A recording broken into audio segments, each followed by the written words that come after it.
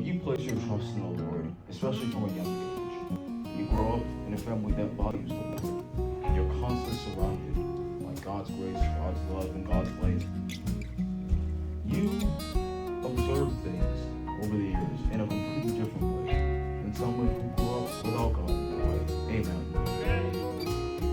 The beautiful thing about that is that God treasures the tiny things in our lives. He treasures the small things in our lives because He understands that when you start out in God's grace, in that small being, and grow in God, you will reach heights that you will never would have achieved if you have done so without God. Amen. Amen. So, the title of my message is, No Matter How Small. Amen. No matter how small you are, no matter how small you feel, no matter how insignificant you might think you are, if you have your trust placed in God, you will go on to do great things. It's as simple as that. Amen. It doesn't matter how small you are or how small you're starting out. It doesn't matter what you lack or how insignificant the things around you may feel. If you place your trust and your wisdom all on God, you will grow into something great. You will become bigger in His name. You will do things that you would not have been able to imagine you could do without God in your life. Amen. Amen. Please turn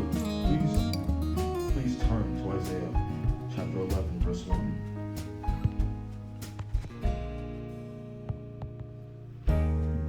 Book of Isaiah chapter 11, verse 1. There shall come forth a rod from the stem of Jesse, and a branch shall grow out of his roots. The Spirit of the Lord shall rest upon him, the Spirit of wisdom and understanding, the Spirit of counsel and might, the Spirit of knowledge and of the fear of the Lord. His delight is in the fear of the Lord, and he shall not chide by the sight of his eyes, but decide by the hearing of his ears. But with righteousness he shall judge the poor, and decide the equity for the weak of the earth. He shall strike the earth with the word of his mouth, and with the breath of his lips he shall slay the wicked. Amen. Amen. Verse number 1. And shall come forth a rod from the stem of Jesse, and a branch shall grow out of his roots. Amen. There's a whole lot of imagery when it comes to growth in the Bible, and in this situation, it's foretelling the birth of Christ. Down the lineage of Jesse, David, his lineage, will come forth someone who will grow from the stem and will give birth to something unimaginative in this world. Amen. That person, this verse is foretelling the birth of Jesus Christ, the Son of God. Amen. Even that tiny little being, Jesus Christ, will go on to do something great, something that we, no matter how many times we say it, can't possibly comprehend because we're human. Amen. And yet, in that tiny being, He went on to do something great because He has the power of God within Him. He had that divinity within Him. Though He was human and He understands that His limitations as a human, He had God in Him. Amen. And in that tiny being, He grew to do something great. He not only died on the cross for our sins, but He went on to influence a whole movement, a whole new generation of people who went and spread the good name of God. Amen. Through Him that you find salvation. Through Him you find peace. Through Him you find grace. That is Jesus Christ, among many other things that I can't possibly describe in this moment. The things I can't even comprehend is found in Jesus Christ. And all that started from the lineage of David with Jesse.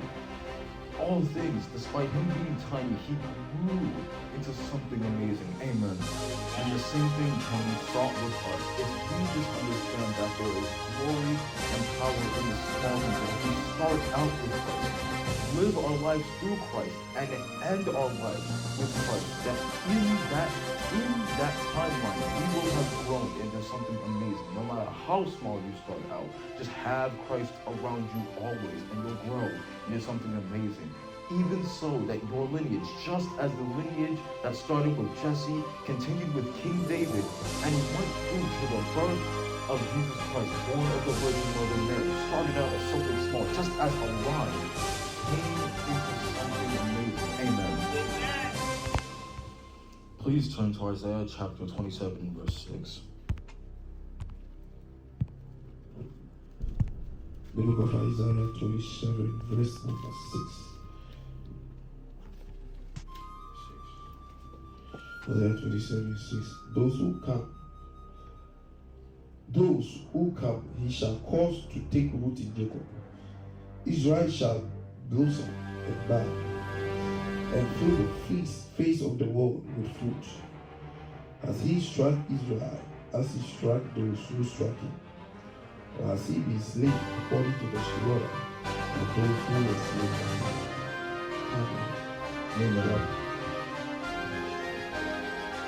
No, read it. Amen. Those who come, he shall call.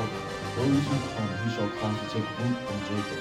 Israel shall blossom and bud, and fill the face of the Lord with fruit and leaves. Israel, God's children, the seal of Israel, living in Israel.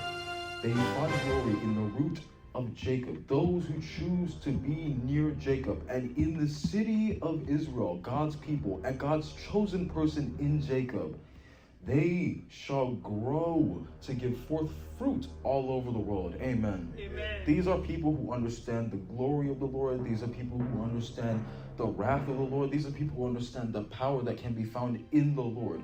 That's why no matter how many times they mess up, they still continue to go back to God and will later be known as God's chosen people, the sealed of Israel. Amen. Amen. If you start out in the Lord, you will blossom and bud and grow fruit. You will be fruitful in God's name. Amen. Amen. All things that grow and bear, all things that grow in the Lord bear good fruit always. Amen. Amen. You will constantly find growth in the Lord, no matter how small you are. Israel and its people wandered through the wilderness for so long. They kept messing up every single time along the way with different people. Moses was literally standing there he was so confused, and he was so upset with the fact that the Israel children kept complaining over and over about this, about that. They kept testing God's patience.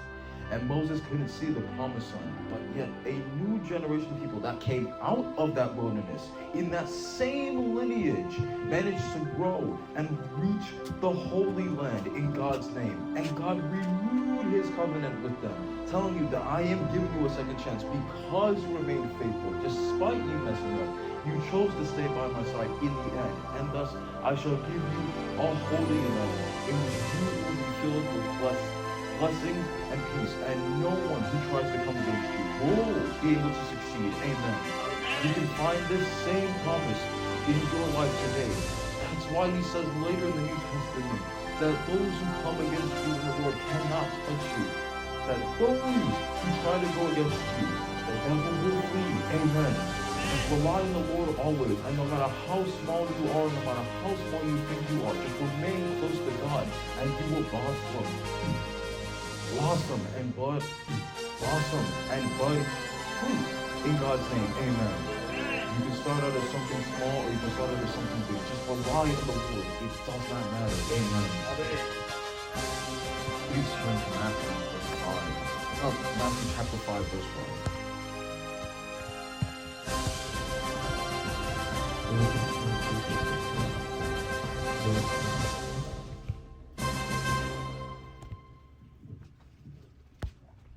Matthew 5 verse 5 says, blessed are the meek, for they shall inherit the earth. Amen. Amen. The meek are those who humble themselves. These are the people that understand that though they are weak, they understand that power can be found in the Lord. Do not equate meekness for weakness. Do not equate those who are meek for those who are lacking, for those who have weakness. No, they're the most humble people on this earth. And they shall in turn inherit the earth because they understand that they are weak, because they understand they are insignificant in comparison to the great God above. Amen. Blessed are the meek, those who humble themselves, those who choose to humble themselves whenever in prayer, those who choose to humble themselves whenever in praise, those who choose to humble themselves and understand that God is the greatest and no other God comes before him. One of the 10 commandments, that no other God comes before him, and that you shall honor and serve him first before all other things, because no one comes before him.